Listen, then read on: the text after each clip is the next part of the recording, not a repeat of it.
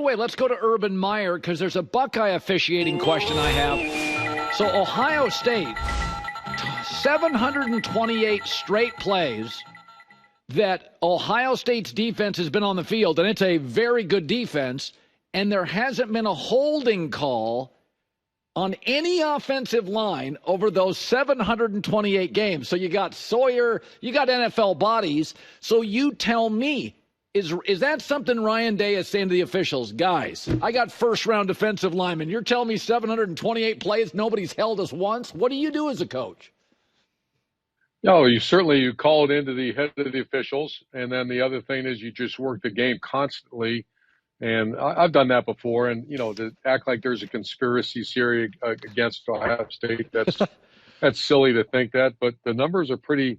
When I saw that today, I was like, man, that does not make sense. But you watch him; he'll constantly work the officials throughout the course of the game, and that's how, I don't know if I've ever heard that stat before. What's the biggest advantage the Buckeyes have tonight, Coach?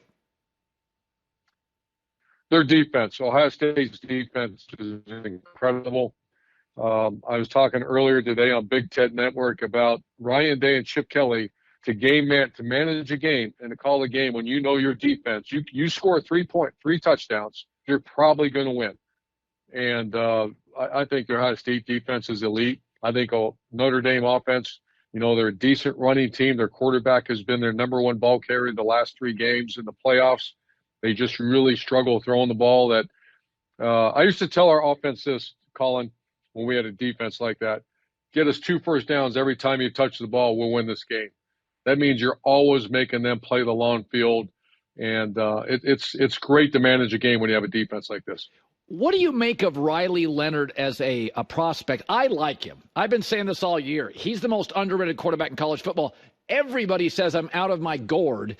I don't love his throwing motion, but he's big, tall, athletic. He's kind of relentless. He's tough. He takes shots. He's a leader. What do you make of him can he play on Sundays? What do you make of him? Yeah, I don't know about that. I love Riley Leonard. I love it. There's 2 ways I used to evaluate a quarterback. Number one, do they elevate those around them? Check. Yes. Do they get first downs? And he'll get them any way possible. Running. You saw that the time he launched himself for the first down in the final drive against Georgia. However, I also have had some great quarterbacks struggle in the NFL because it is a whole different animal now. You've got tighter. I don't know if he can hit those tight windows like you have to hit in the NFL because you're facing, this will be the best defense that Riley Leonard's played. Imagine that every Sunday. So I'm skeptical that he'll be a starter. I think he'll make the NFL because he's such a tough kid and a winner. But to be a star in the NFL, I am skeptical about that. Ohio State's been much more aggressive since the Michigan loss.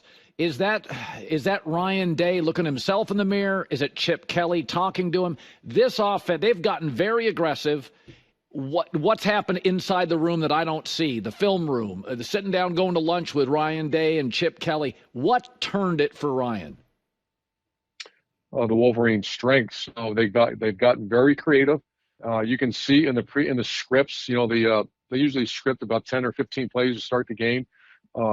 Our boy Jeremiah Smith is in that script. He's getting the ball early and often.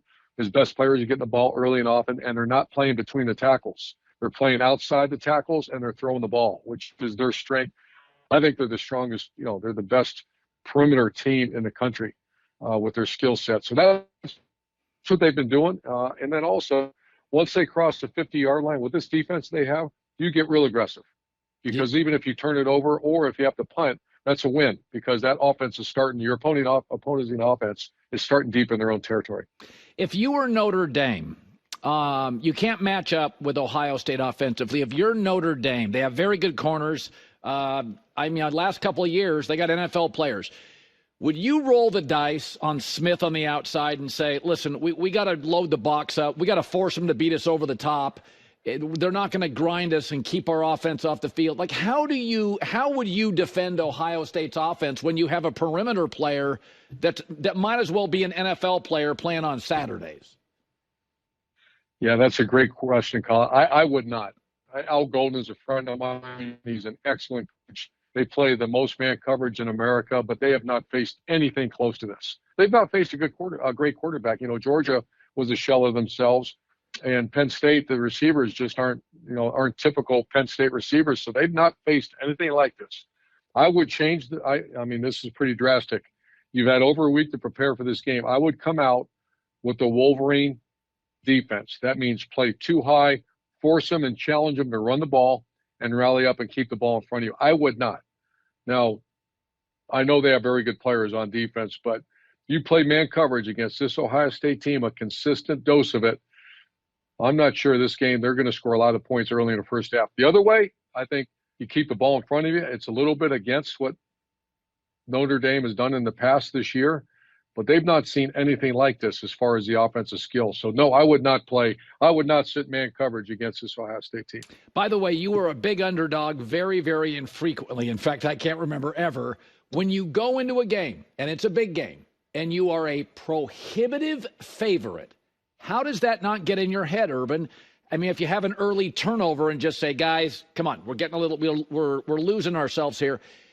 When you go in as a big favorite in a big game, does it somewhat psychologically change if things go a little sideways early? Well, we were a big underdog, ironically, against Ohio State when I was at Florida in the 06 National Championship. I didn't believe it as the game got closer, but we were over a touchdown underdog. And does it get in your head? Yeah, it pisses you off if you're the opponent. And I use that. I mean, my gosh, our players got tired of hearing it and reading about it. But I've also been a big favorite. And that, I'd much rather be the favorite because that means you usually got the better team, better players. So if you're the underdog, I mean, if I'm Marcus Freeman, I'm beating that up because there's nothing quite like coaching a pissed off football team. And if he can get Notre Dame to play like that, this could be a street fight. Yeah. How many scripted plays, if you're Marcus Freeman and you think to yourself, I got a little better quarterback, I got a playmaker, I want to let him be an athlete. Andy Reid says that. I want to coach you. I don't want to coach the athlete out of you.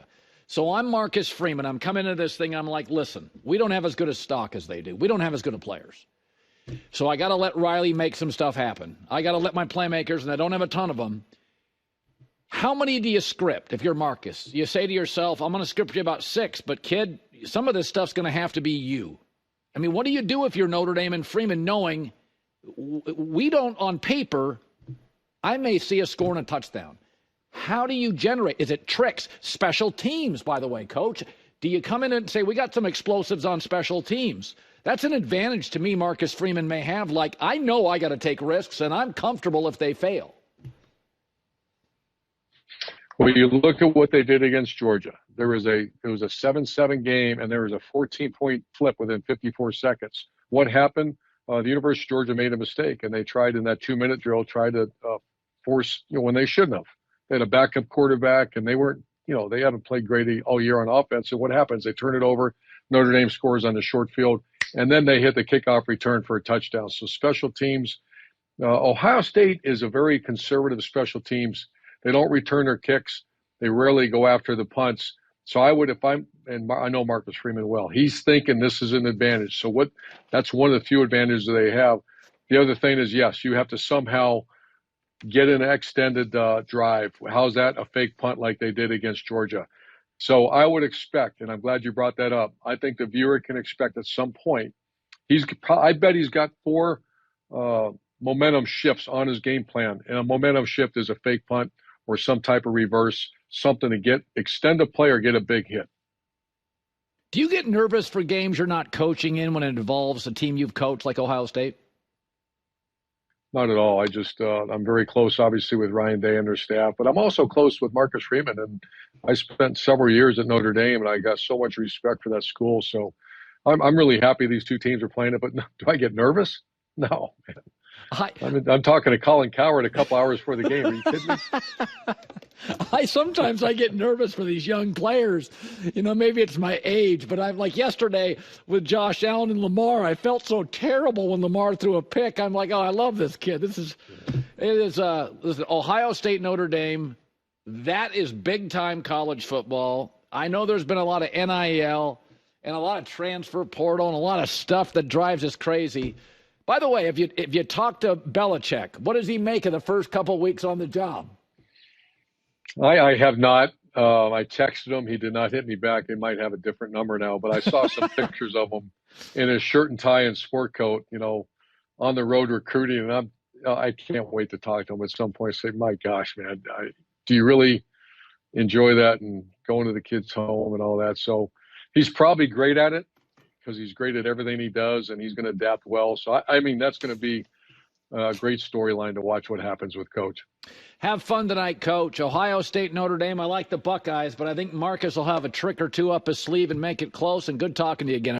Hi, everybody. It's me, Uncle Colin. Subscribe here to get the latest from the herd, including exclusive behind-the-scenes videos and more, wherever you may be, however you may be watching.